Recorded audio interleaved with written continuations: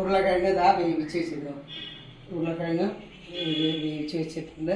ഇനി കുറച്ച് സബോള അരിഞ്ഞിടണം. കൊച്ചു ചെറുതാക്കിയിട്ട് സബോള അരിഞ്ഞിടണം കേട്ടോ. 2 ടീസ്പൂൺ അരിപ്പൊടി ഇട്ടു കേട്ടോ. 2 ഉരുളക്കിഴങ്ങ് വേവിച്ചത്, അതിൽ ഉള്ളി ചേർത്തു, പച്ചമുളകും ഇഞ്ചി ചേർക്കണം. ഇനി ഇത് ഉടയ്ക്കുക.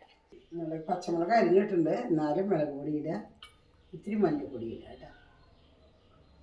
ലേശം മഞ്ഞൾ, അത് കളറിന് വേണ്ടിയിട്ട്.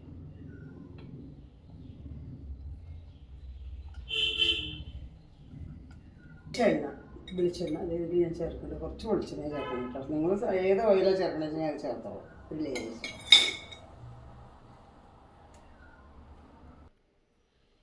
ലേശം ഗരം മസാല,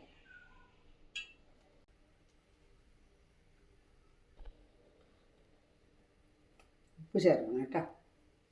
ഉപ്പ് ചേർത്തിട്ടില്ല, ഉപ്പ് ചേർത്തിട്ട് ഇത് നല്ലപോലെ കുരുമുളക് ചേർത്ത്, പിന്നെ ഇത്തിരി കായപ്പൊടി ചേർക്കണം.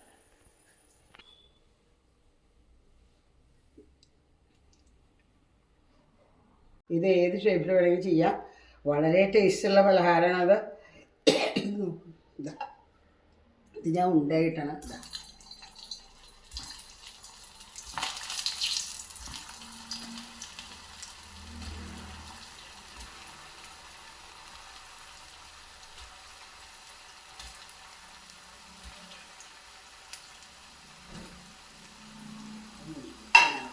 ഇത് കലയെ കുട്ടിക്കാൻ പോകും. മൂത്തു പതുക്കെ ചെറു തീയിൽ കിടന്നത് കലകണം കേട്ടോ. നല്ല ക്രിസ്പി ബോൾസാണ്.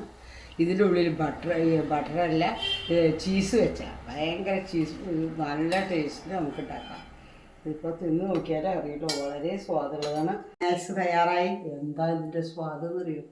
വളരെ ക്രിസ്പിയാണ്. അതുമാത്രമല്ല ഇതിൻ്റെ ഉള്ളിൽ ചീസ് വെച്ചാൽ ചീസ് ബോൾസായി. വളരെ നല്ലതാണ്.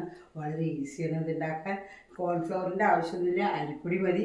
വളരെ ഇതായിട്ട് ഈസി ആയിട്ട് ഉണ്ടാക്കാം. ഈ വീഡിയോ ഇഷ്ടമാവുകയാണെങ്കിൽ ലൈക്ക് ചെയ്യൂ, ഷെയർ ചെയ്യൂ, സബ്സ്ക്രൈബ് ചെയ്യൂ.